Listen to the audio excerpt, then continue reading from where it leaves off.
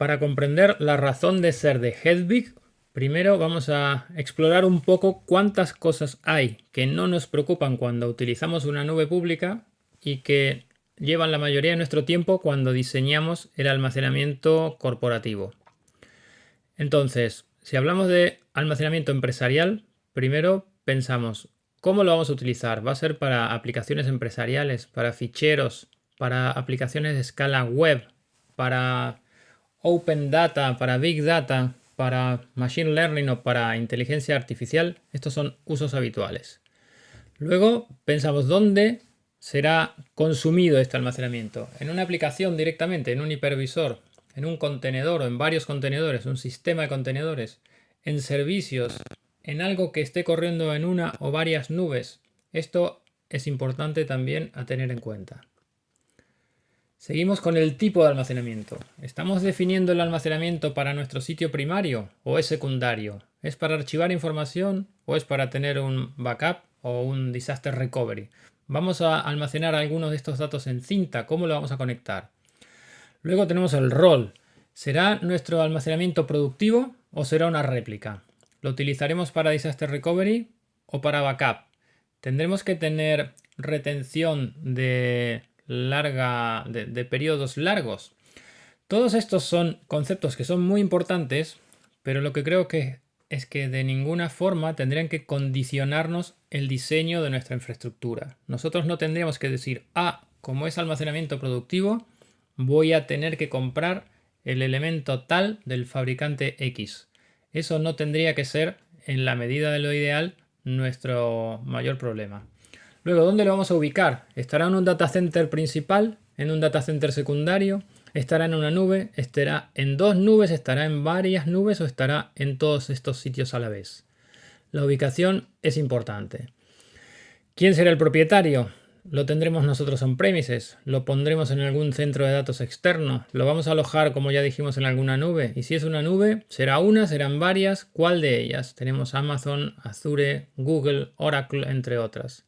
Entonces esto nos lleva a los fabricantes. Tenemos los tradicionales, los de toda la vida, y luego algunos que son disruptivos. Estos fabricantes disruptivos hacen uso de tecnologías más basadas en software para añadir funcionalidades innovadoras. Muchas veces el fabricante nos lleva a la arquitectura. ¿Qué tipo de arquitectura tendremos con determinadas ofertas? ¿Será una arquitectura tradicional basada en controladoras que están redundadas y nos dan el servicio, el rendimiento y la alta disponibilidad? ¿Utilizaremos una configuración en clusters en donde un grupo de elementos similares nos brindan todo el servicio?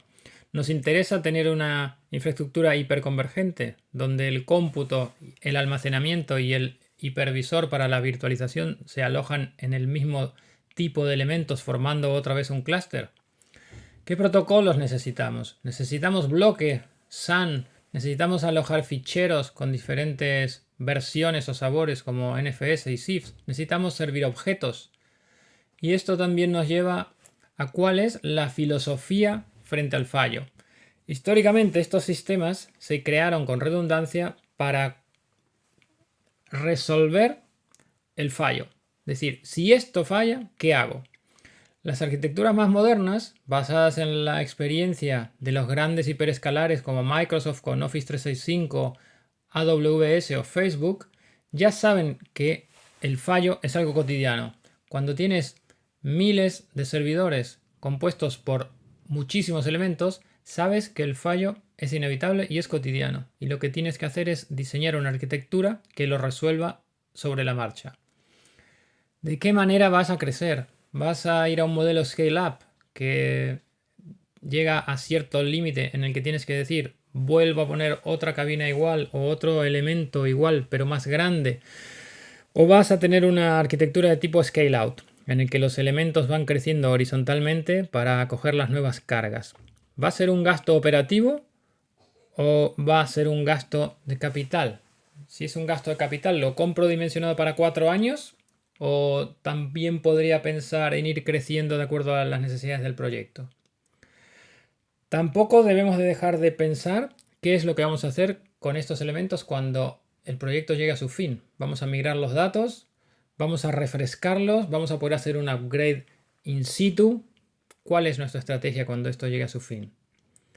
Entonces, si hemos visto que todos estos elementos nos preocupan cuando estamos definiendo cuál es la arquitectura del almacenamiento corporativo, tendríamos que reconocer que esto es importante, pero que no tendría que ser lo que defina nuestras decisiones de arquitectura o nuestro diseño de almacenamiento.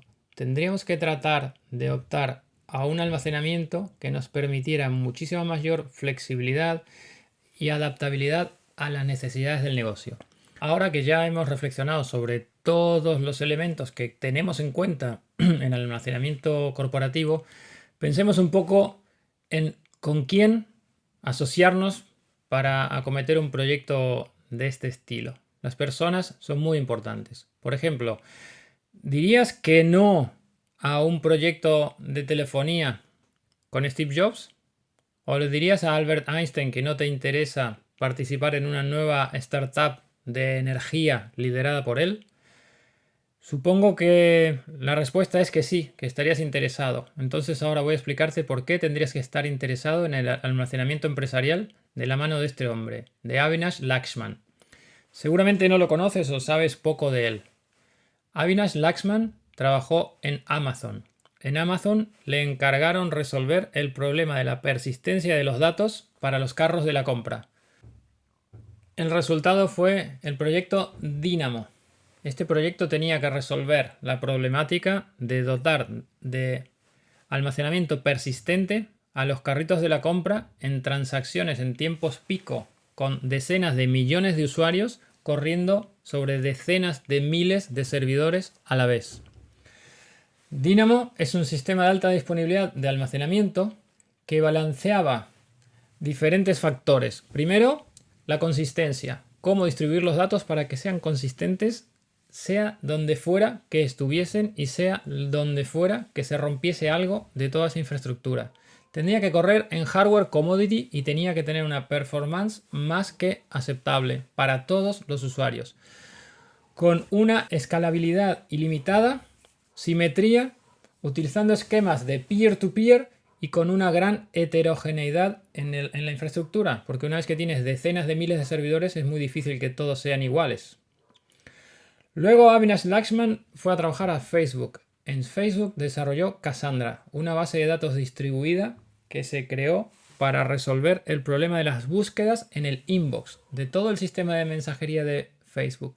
No tenía que tener ningún tipo de punto único de fallo, tenía que ser instalado en datacenters múltiples alrededor del mundo, no parar jamás y funcionar sobre hardware comoditizado. Ha tenido tanto éxito que lo utiliza Apple con más de 100.000 nodos, Cisco para sus webs, Netflix, Nutanix, Rackspace, Reddit y Uber, entre otros.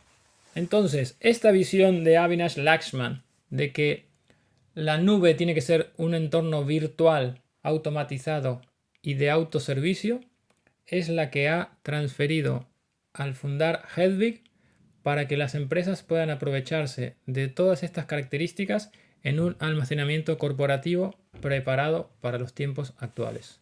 Esto quiere decir que la infraestructura nos resuelva todas las dudas y todos los conceptos arquitectónicos que hablamos al principio, pero que nos dé la fiabilidad y la agilidad que el negocio necesita de la misma forma que lo han hecho los grandes hiperescalares como Facebook, Google, Amazon o Microsoft.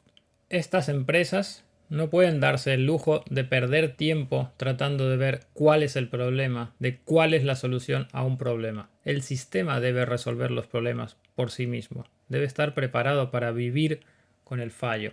Debe estar preparado para crecer o decrecer según se necesite. Todas estas características son las que Hedvig traslada al mundo empresarial.